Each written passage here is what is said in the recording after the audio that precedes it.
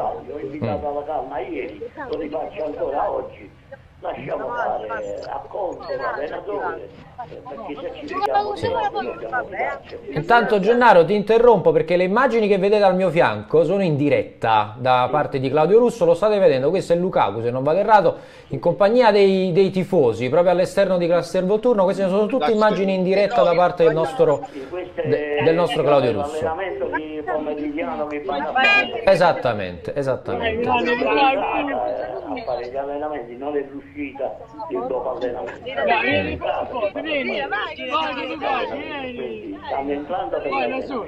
Ah, guarda che belle queste immagini del bambino che piangeva, Lukaku che si è fermato per fare una foto. Gennaro, io ti saluto, ti ringrazio per essere stato con noi. Amici, un buon fine settimana e forza Napoli. Ciao Gennaro, torneremo imbattuti da Milano. Speriamo, incrociamo le dita. Grazie al nostro amico Gennaro, grazie mille. Claudio Russo, eccole qua le immagini che ci sta mostrando, tutto in diretta, quello che sta succedendo. Romelu Lukaku che si ferma con i tifosi per sessioni di autografi, di foto, di selfie. Abbiamo visto anche questa immagine bellissima di un bambino in lacrime con Lukaku che insomma si è fermato per fare un selfie, lo ha abbracciato. Quindi grande disponibilità per Big Rom, per tutti, anche i piccoli tifosi e non solo presenti all'esterno di Castelvolturno. Le immagini le vedete, lo ripeto ancora una volta, sono in diretta da parte del nostro Claudio Russo. Poi tra un poco andremo anche a sentire il nostro Claudio, insomma, per commentare un pochino insieme a lui, anche con i tifosi presenti all'esterno di Castelvolturno, quelle che sono le parole in conferenza stampa di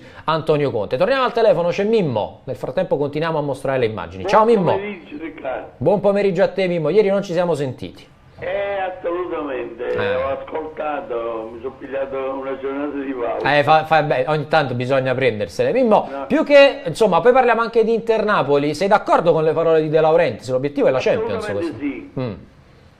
Sta con i piedi per terra, ma bisogna stare con i Sì. piedi per terra. Ma qualcuno si è dimenticato che abbiamo finito a 40 punti dall'Inter. No, Conte non se l'è dimenticato e penso nemmeno De Laurentiis.